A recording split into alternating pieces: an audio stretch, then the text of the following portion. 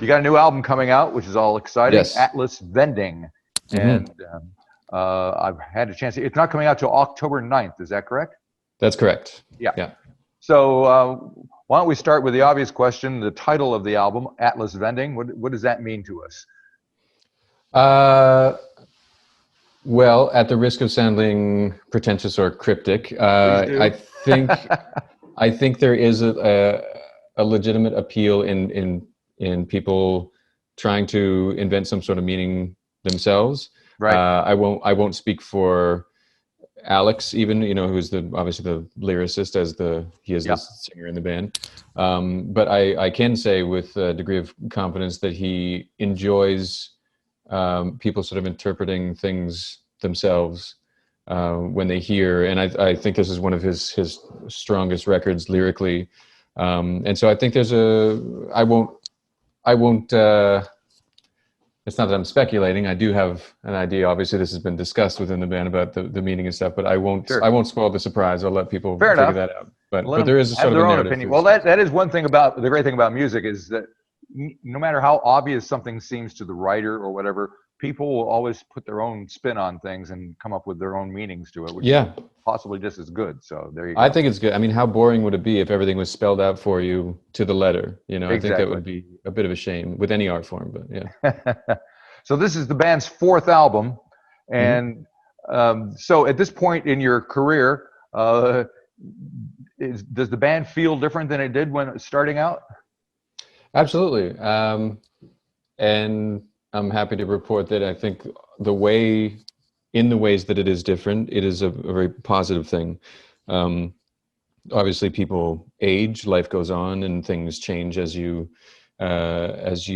get older and sort of reevaluate things and shift priorities and focus. But the band has always been very much in the forefront of our interests and our passion and our drive to continue to work together and make stuff, and we're still three best friends, which is crucial to any type of endeavor that you really want to devote a large amount of your free time to. Right.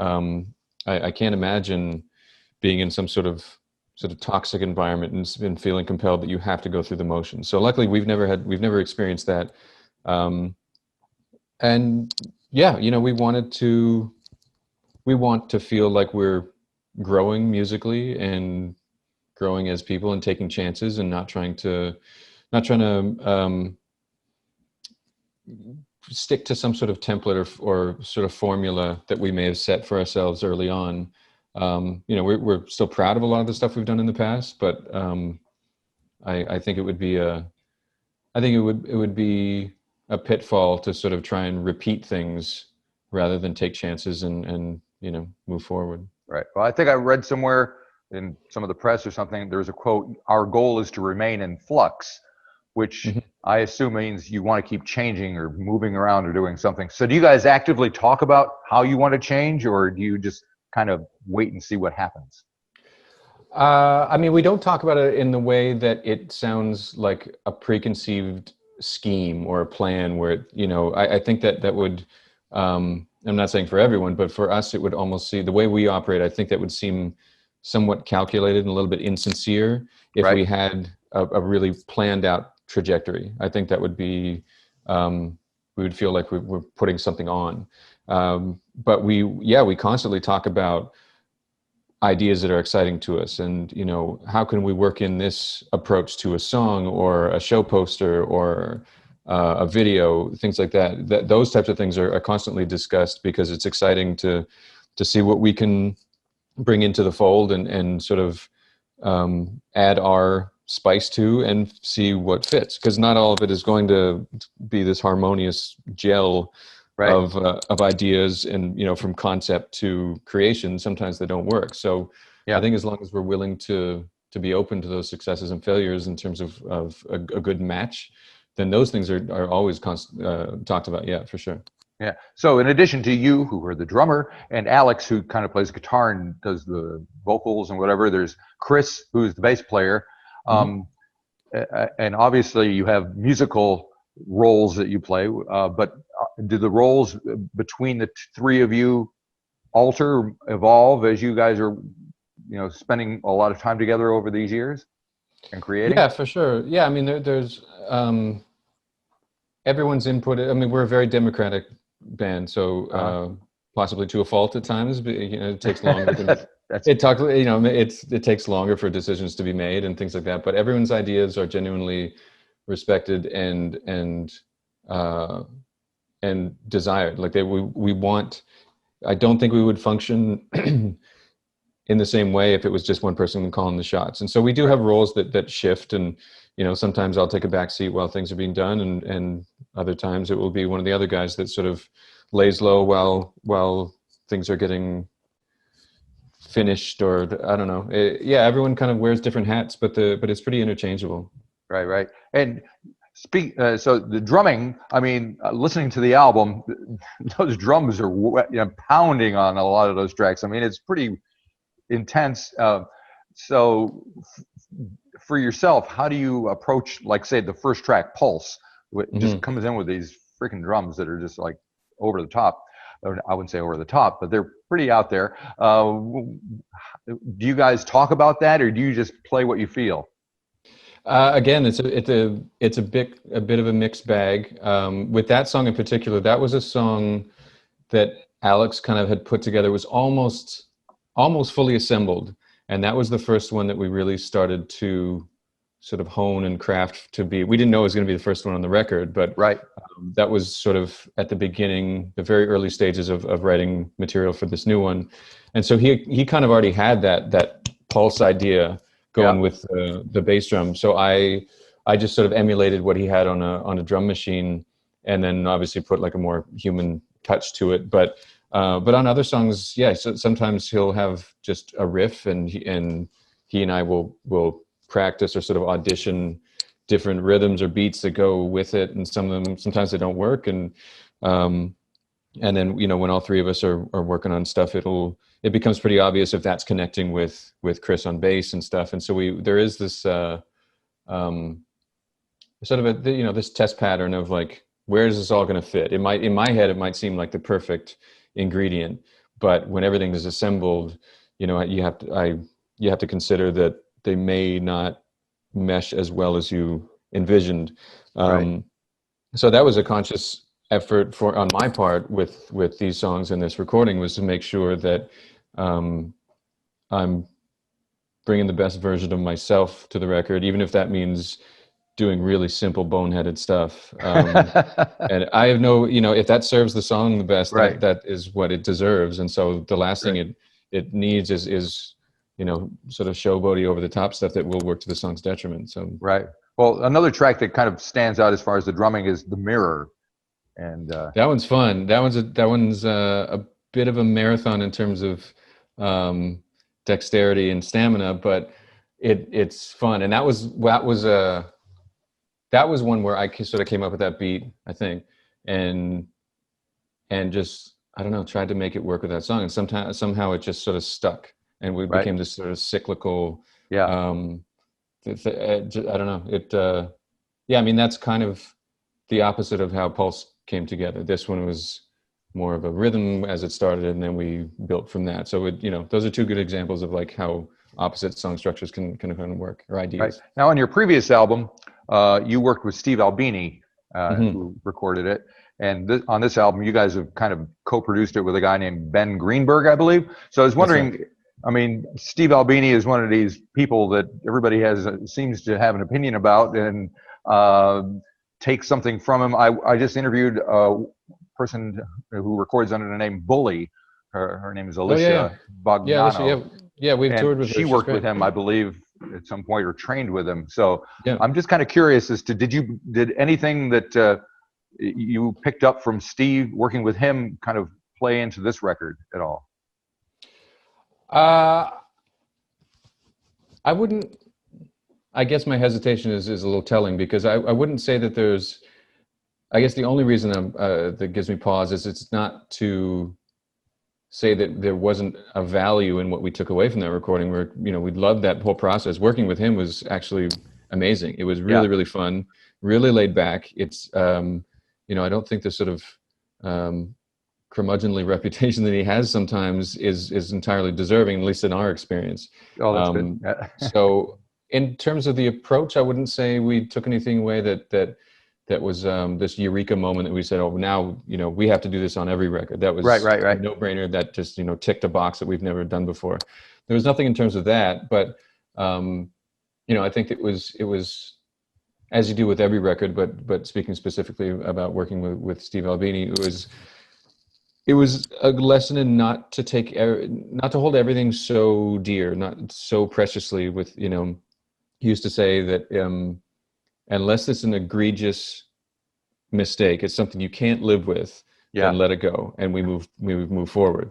And none of us took that as a sort of a comment on this shit doesn't matter, just get it done. It wasn't that. It was that he's very articulate and very to the point, and I think it's I think that can be misconstrued, but we took it as this is that we don't need to sort of pitter patter around the point. This is what we're here to do. We're here to document it in the most successful, high fidelity way we can, and clearly using his bag of tricks, which he's deservedly known for, and that's why we went. So so we were happy to hear and have those kind of have that kind of advice from him from time to time, or get his opinion on certain takes or certain guitar tones and things like that. So nothing but good things to say about that experience. But we were also very happy to do things differently on this one.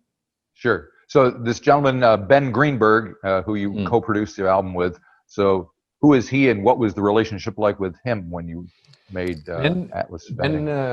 Ben's an old friend of ours. He's played in a bunch of different bands. He plays in a band called Uniform from New York City. They actually have a record coming out very soon as well called Shame, and it's awesome. Okay. So Ben, we've just been talking to Ben for a long time, and we kind of cross paths on the road and just jokingly say like, we got to work on that record someday. And it just someday just became, okay, cool. Let's actually do it.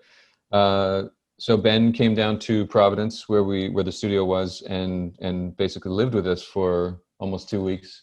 And he was a great person to have to bring ideas to the table, to sort of keep us on schedule. He's a very positive, easygoing dude, very supportive. And so that helped us, kept us with kind of this tunnel vision in the most positive way, to keep moving forward, stay on task, but also don't be afraid to take chances and try stuff and experiment a bit. That's what we're there for. We're not just there to, step by step. We're here to capture this thing as best we possibly can, and give it the life it deserves. And so he was always supportive of. There was no limit on. The word no didn't get thrown around very often, which is nice. Which is nice to hear. So he helped with a lot of that kind of stuff. Had some great ideas with little tinkering of song elements and stuff. But it was great to just have him around and be a part of the whole process. Cool. So now, in general, most of your tracks are fairly concise, 3-4 minutes long. In fact, one's like 1:37 in duration. But then the final track, A Boat to Drown In, is over 7 minutes long. So we have to talk about that. And there's like all this distortion and this like, holy crap, what's going on? So tell me a little bit about that track, if you don't mind. Yeah, of course. That was a song that sort of existed in a different capacity earlier on in writing this batch of songs, and we all liked it, but just for some reason, I don't know if we put it to the side because we knew we would get to it later, or if it had a tough time sort of playing nice with the rest of the songs around it. So we kind of, I wouldn't say shelved it. We always knew it was a contender. It was I don't know, sort of we didn't get that one finished early on, so we sort of put it to the side and worked on it towards the end. And it just seemed like this really catchy, fun, but simple song that could just build. It seemed, I think that's at the early stages. If we hadn't exhausted similar ideas with other songs, we knew this one just wasn't going to be, a standard 2.5, 3.5 minute pop song. Right. It seemed to be begging for something more substantial to build on and have this sort of eerie or twisted, symphonic sort of build into something that you could barely make sense of anymore, but there's still something captivating and catchy and like singable to it in a weird way. Yeah. So I think we sort of put that one on ice for a few months until we were ready to actually tackle what we knew it actually deserved, which was this big, a big mess of beautiful shit, So that one, and it was, I think the bigger surprise was that it became the first single, because it seemed like less of a standard move to have this 8-minute track or however long it is be the first thing. But it felt like we were talking about earlier, it felt like the antithesis to what we would have done in the past, which is to put out the, either the loudest or the poppiest, shortest, radio-friendly version first. Yeah. And so we just went full hog with this one and put out the catchiest, longest one we had. And speaking of loud, I mean, I remember when I saw you guys at Laneway, you guys are loud. We can be, yeah. Do you worry about that? I mean, do you take steps to protect yourself and anybody else around you? Yeah. We definitely. Some shows we provide earplugs and stuff. We always make sure that people know. We take precautions now, and admittedly, I didn't really at the beginning. Yeah, I just stubbornness and just naivety. Really, it wasn't like some statement. It was just stupid.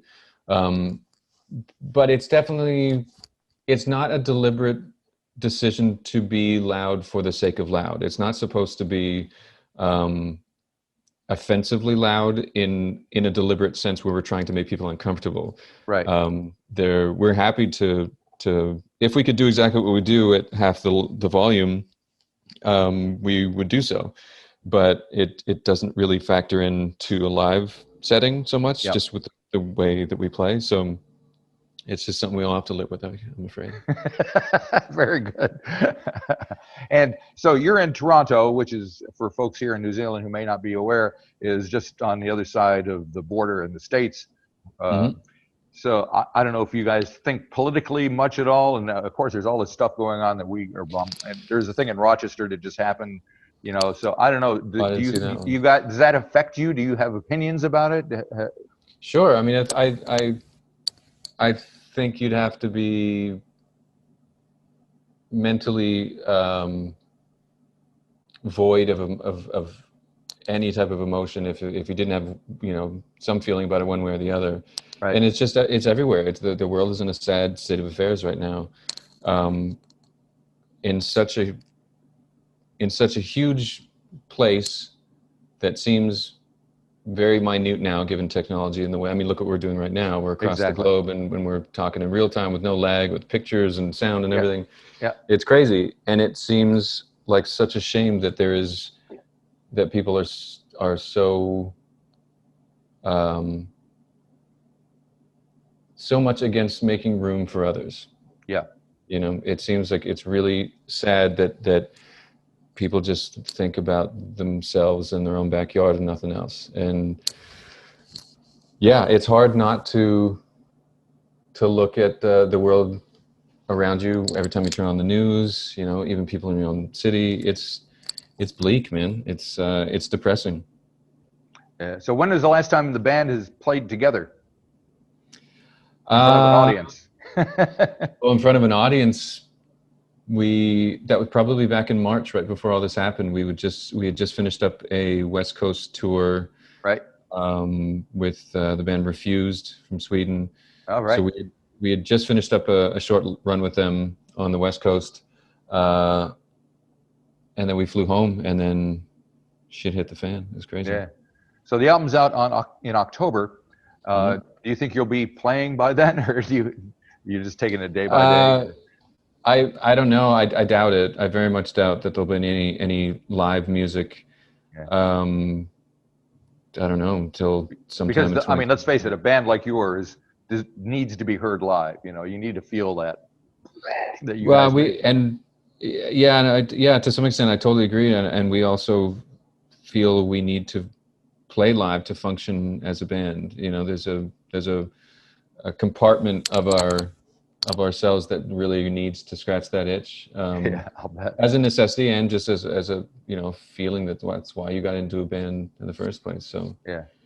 yeah, so I don't know when the next time we'll be able to play. I mean, especially in the States, as long as that knucklehead is in charge of things. Knucklehead is saying it lightly. I don't know what your censorship I'm laws right are with with you on this that interview. one. There's.